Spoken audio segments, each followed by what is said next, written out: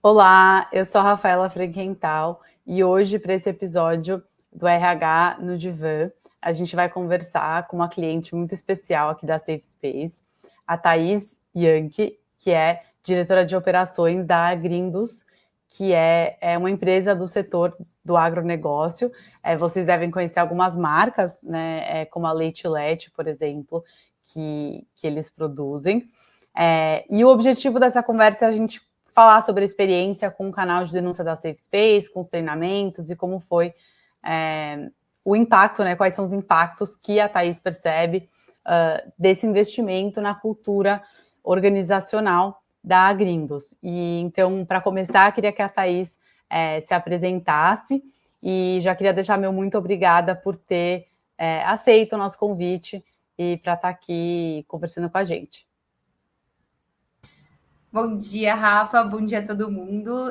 Queria agradecer pelo convite também. É um prazer estar aqui falando sobre isso. Acho que é um tema muito importante e para a gente, de fato, ter implementado o Safe Space dentro da fazenda, inclusive dentro de uma empresa que é rural e que está há 80 anos no mercado, foi um avanço muito importante, tanto para a gente, da parte da diretoria, minha irmã, que é diretora de marketing também, meu pai, que é o CEO, e também para os 250 funcionários que estão aí com a gente. Então, muito legal estar aqui falando sobre isso com vocês.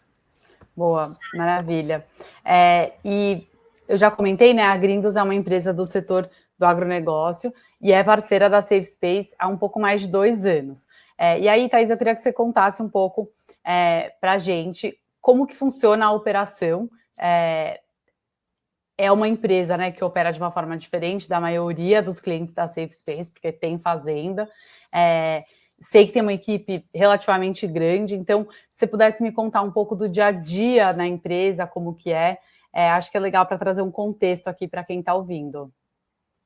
Perfeito. Então, somos 250 colaboradores hoje dentro da Grindus e a sede é uma fazenda produtora de leite que fica no interior de São Paulo, em Descalvado, município de Descalvado.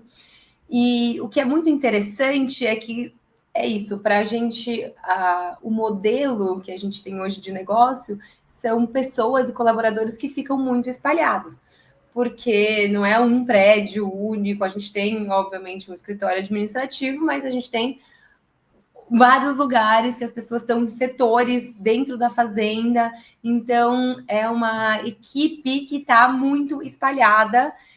Acho que esse é o principal desafio que a gente teve no momento de implantação. Mas também, não só dentro da fazenda, a gente tem a área comercial da LET, que também está espalhada em várias cidades dentro do estado de São Paulo. Temos pessoas também em outros estados, como Paraná, Santa Catarina e tudo mais. Então, é um modelo que faz com que a gente esteja com vários grupos, várias equipes, vários setores geograficamente distantes, assim, tanto dentro da fazenda quanto em outras cidades. A principal atividade é a produção de leite. A gente produz leite desde 1945, é uma das nossas atividades que sempre esteve presente dentro da fazenda. Desde 2007, a gente tem a marca de leite LED, que é a nossa marca própria. Ele é um leite tipo A. O leite tipo A, ele precisa ser produzido e ordenhado dentro da própria fazenda em que ele é beneficiado. Então, ele não pode entrar, o leite não pode entrar num caminhão, ele tem que entrar no laticínio por meio de canos, né? Por todo o encanamento. Então, ele sai da ordenha e vai direto para o laticínio. E a gente tem toda a parte de agricultura dentro da fazenda, fechando também um ciclo completo de alimentação das vacas. A gente tem toda essa parte de origem e rastreabilidade. Então, temos várias etapas de produção, desde da semente até a garrafa de leite. Tá tudo aí dentro dessa produção na fazenda e dentro da empresa como um todo. Legal, não, realmente é muito diferente do dia a dia que a gente está acostumado por aqui, com a maioria, pelo menos, né, dos nossos clientes. E falando um pouco mais sobre cultura organizacional, né? Você mencionou que o ambiente de trabalho é diferente, tem gente trabalhando no escritório, como você, e tem gente trabalhando em diversos tipos de ambiente de trabalho, né? Pensando fisicamente, também em estrutura. E olhando para a cultura, né, antes de contratar a Safe Space, quais eram os principais desafios, assim, que vocês enfrentavam e como que foi pensada essa estratégia para endereçar esses desafios de clima e de cultura? O nosso principal desafio mesmo, antes da Safe Space, é essa distância entre as pessoas. E aí eu digo assim, quando eu comecei a trabalhar na LET, eu entrei na parte comercial em São Paulo, e eu fiz um grande processo de trainee para entender todas as etapas da parte comercial e tudo mais. E aí a gente entrou com esse objetivo muito grande, que a gente chama de fora da porteira, né? Porque eu estava do lado de fora da fazenda, de tentar construir conexões maiores entre o campo e os nossos consumidores urbanos. Então, uma tentativa de encurtar essa distância entre a fazenda e o campo e a cidade, justamente para os nossos consumidores conseguirem entender qual é a origem, qual era a rastreabilidade dos produtos que eles estavam consumindo. E aí, quando eu fui entrando mais para a parte da porteira também, ou seja, assumindo a parte do laticínio e tudo mais, eu percebi a importância da gente também encurtar essa distância internamente. Ou seja, tem uma pessoa que está lá na parte de agricultura produzindo o milho que eventualmente a vaca vai comer. Essa pessoa ela acaba ficando desconectada de outra pessoa que está dentro da fábrica invasando a garrafa. E aí, essa ideia de construir pontes, que para a gente era muito importante como marca também, de construir pontes entre a fazenda e a cidade, cresceu para mim essa importância de construir pontes internas também. Então, com a chegada do Safe Space, essa conexão entre as pessoas fez-se muito necessária. E a gente começou a parar para pensar como que a gente ia fazer isso, como a gente ia juntar essas pessoas e mostrar para todo mundo o valor, a importância de cada um na nutrição do planeta, porque no fim das contas é isso, né? A gente está produzindo alimentos para nutrir um planeta, uma população que só cresce aqui no nosso planeta Terra. Então, a cultura organizacional para a gente fez muito sentido para a gente poder trazer essas pessoas para mais perto. A gente começou, depois do Safe Space, a gente começou a pensar também num guideline, justamente para a gente ter uma introdução, né? Quais são nossos valores, qual é a nossa missão, o que cada pessoa é responsável por fazer dentro da empresa, não só na sua atividade diária, mas como cultura da empresa. Então, foi muito importante para construir essas pontes internas mesmo. Sim, e acho que um ponto interessante também, e você deve ter sentido isso como alta liderança, é conseguir enxergar, né, ter mais visibilidade mesmo do que está acontecendo, porque se isso já é difícil no ambiente corporativo, onde está todo mundo no mesmo lugar, né, ou todo mundo usa os mesmos canais de comunicação, imagina no cenário de vocês, onde você tem, né, pessoas de contextos completamente diferentes, fazendo funções completamente diferentes, né? É mais difícil ter visibilidade de onde estão as lacunas de cultura, os problemas de gestão. Então, imagino que, nesse sentido, também tenha sido um avanço legal. E aí eu queria que você me contasse um pouco sobre a parte de implementação, porque aqui na Safe Space a gente vê que a implementação do canal sempre, né, tem um elemento desafiador, porque é essencial que as pessoas conheçam, saibam como funciona, confiem, né, na tecnologia, confiem no processo que a empresa estabeleceu para lidar com as questões que aparecem. E no contexto de vocês, por ter essa estrutura organizacional diferente, é mais um desafio, né? E aí eu queria que você contasse como que foi a parte de onboarding, o que os colaboradores acharam, porque ainda não é comum, né, quem trabalha numa fazenda ter acesso, por exemplo, a treinamento, canal de denúncia, canal de escuta, é um universo novo, né, esse de ferramentas de RH e de compliance. Então, queria ouvir um pouco, assim, como que isso foi recebido pelos colaboradores e como que o processo de onboarding foi adaptado para a necessidade de vocês. Bom, é isso. Além da distância física de cada setor, a gente tem uma questão muito importante dentro da empresa, que é a maioria não tem acesso diário ao computador. Então, são pessoas que estão no campo e que, hoje em dia, a maioria das pessoas tem celular, isso já é um fato, mas acesso diário a um computador para você chegar e falar, acho que eu vou fazer uma denúncia e consigo aqui acessar facilmente. Não era nada fácil fazer isso. Então, a nossa maior preocupação quando a gente foi fazer o onboarding, e foi acho que em 2022, né?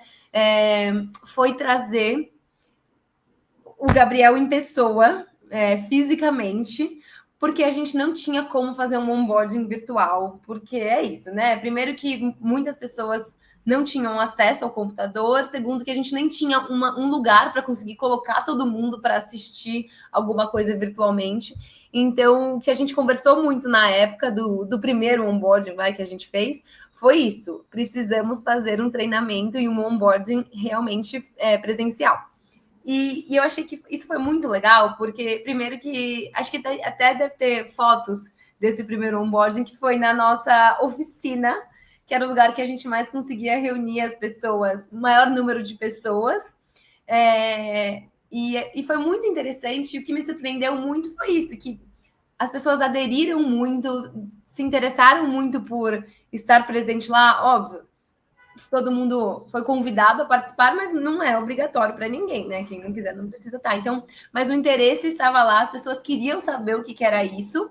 E depois desse momento, a gente começou a conversar muito e entender quais eram as demandas, quais eram os tipos de relato que estavam vindo, se estava fazendo sentido os relatos, ou se as pessoas estavam usando a parte de denúncia para ouvidoria, e aí a gente foi entendendo quanto que isso tinha também sido introjetado nas pessoas que participaram do onboard. Então foi um processo muito legal de 2022 até esse ano, que foi nossa reciclagem, foi muito interessante assim para a gente ver como que foi o desenvolvimento da implantação. E como vocês fizeram, assim, como que vocês apresentaram em termos de linguagem a iniciativa? Porque quando a gente olha aqui, né, para, por exemplo, clientes que são um banco ou, né, enfim, uma empresa de tecnologia, geralmente a Safe Space é apresentada como parte de um programa de ética e compliance ou, né, de um programa voltado para inclusão, cultura organizacional, sempre com esses termos que são do universo corporativo. Como que vocês apresentaram a iniciativa para os funcionários da Fazenda? A gente foi muito voltado para a criação de um ambiente seguro e confortável de trabalho. Então, assim, eu sou a primeira mulher a ocupar um cargo de liderança na parte da família, né? Eu sou a quarta geração e eu sou a primeira mulher que ocupa um cargo de liderança. Antes de mim só foram homens nas 3 gerações anteriores. E aí, quando a gente pensa nisso, e quando a gente pensa também no que uma empresa rural tem de representatividade, isso foi mudando muito desde a fundação de 1945, né? Acho que você pode imaginar a diferença. E para a gente era muito importante, eu e minha irmã, que somos as representantes e diretoras da quarta geração, para a gente sempre foi muito importante que a representação e toda essa questão de um ambiente de fato seguro e confortável para todo mundo fosse eficaz, fosse eficiente e tivesse acontecendo. Não era só, a gente está falando aqui e sei lá o que está acontecendo na prática, né? Não, para a gente era muito importante que de fato isso acontecesse.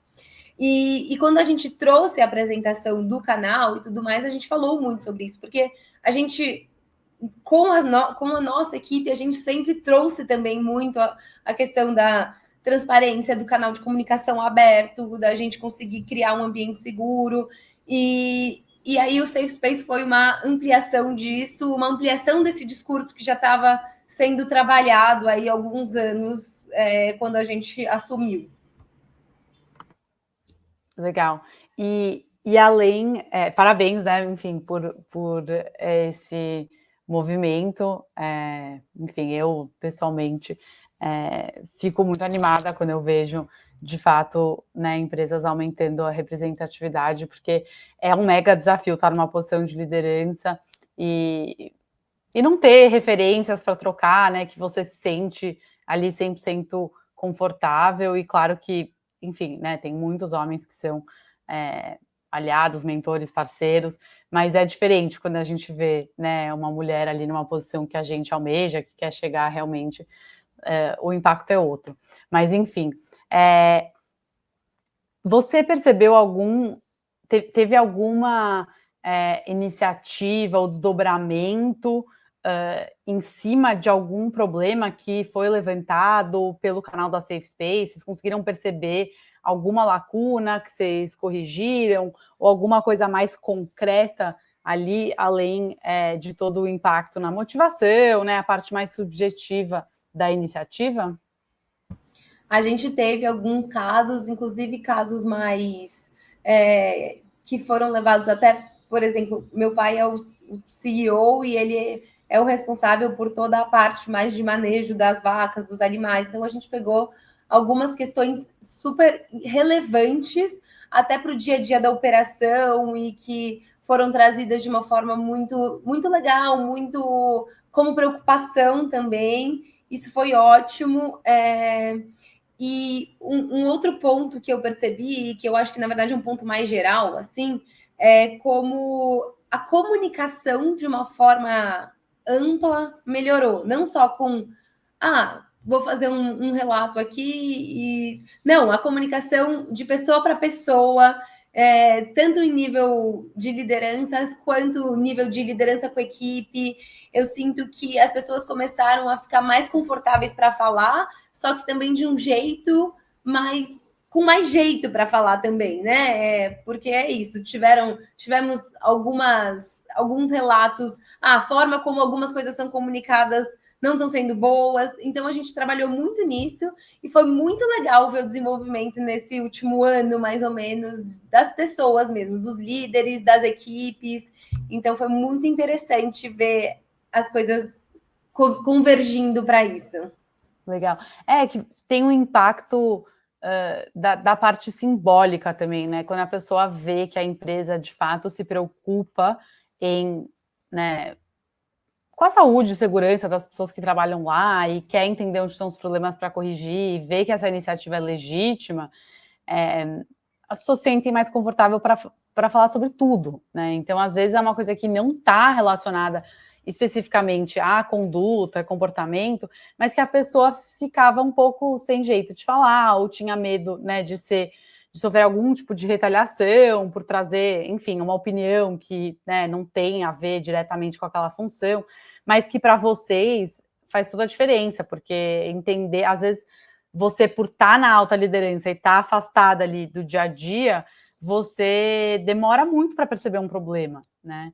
E dar para as pessoas essa liberdade, né, empoderar elas para trazerem os problemas até vocês, no final das contas é um ganho de produtividade, né? Porque vocês aprendem as coisas mais rápido e têm mais confiança para tomar as decisões, porque vocês têm mais informação, basicamente, né? Esse é um ponto que eu sempre tento trazer quando eu estou conversando com empresas que ainda não são clientes e que têm uma insegurança muito grande em relação a, putz, você vai implementar o canal e aí vai abrir a caixa de Pandora e as pessoas vão trazer problemas sobre tudo. Só que, né, a gente esquece que o problema, quer dizer, eu não esqueço, mas enfim, o problema, ele tá ali, né? A diferença é se você vai olhar para ele mais cedo ou mais tarde. E quanto mais cedo você olhar para o problema, menor ele vai ser, mais fácil de resolver. E no final das contas, se você que está, né, na posição de poder não considera que aquilo que foi levantado é um problema, então tá bom, né? Isso, enfim, aí você escolhe conscientemente não olhar para aquilo, mas você sabe o que está acontecendo. Então é muito importante ter essa visibilidade, né? E a ação que vai vir depois cabe à alta liderança, é uma tomada de decisão ali da empresa que vai de acordo com a estratégia, né? Então, a gente não precisa ter tanto medo de enxergar o problema, né? Porque dependendo do tipo de problema, uma hora ele vai aparecer na sua cara, né? E às vezes vem em forma de bomba.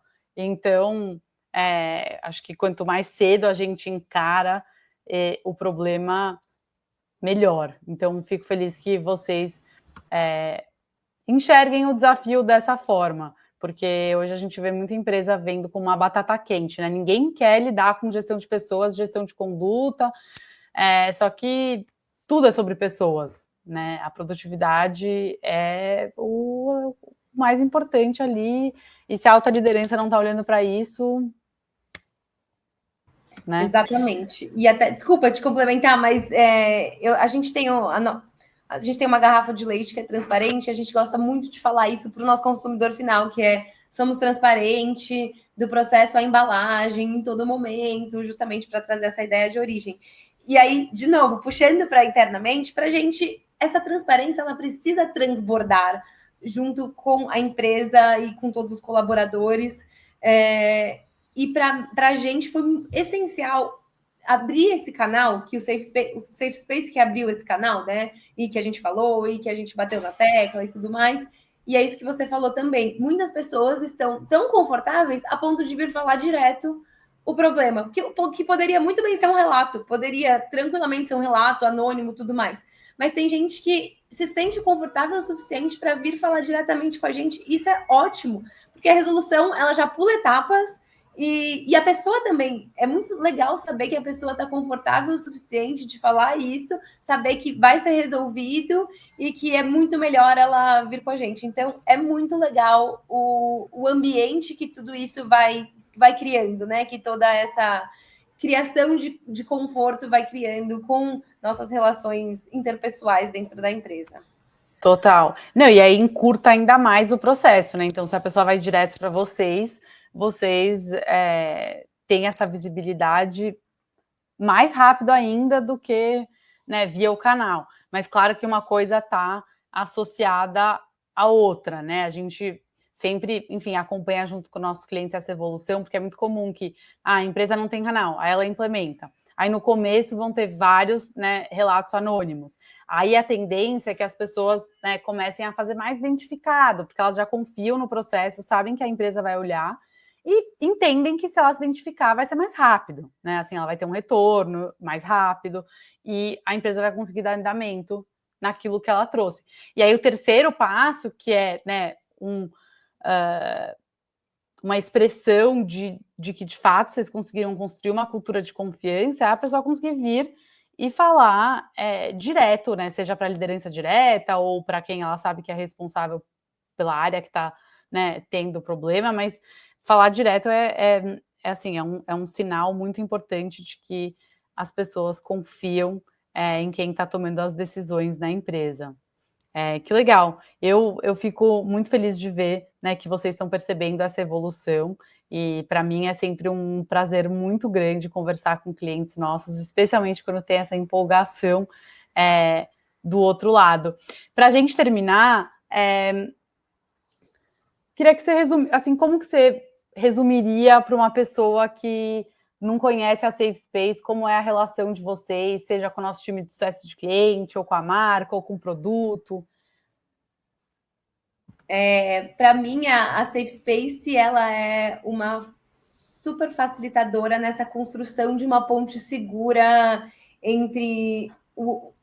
nessa construção de uma ponte segura para um ambiente de trabalho que seja confortável e para a gente sempre desenvolver mais as nossas relações. Então, é isso, a gente está construindo pontes entre o nosso consumidor e a fazenda, e a gente está construindo pontes também juntos entre todos os nossos colaboradores. E para mim, a Safe Space é essencial na construção dessa ponte de um ambiente de trabalho confortável e seguro.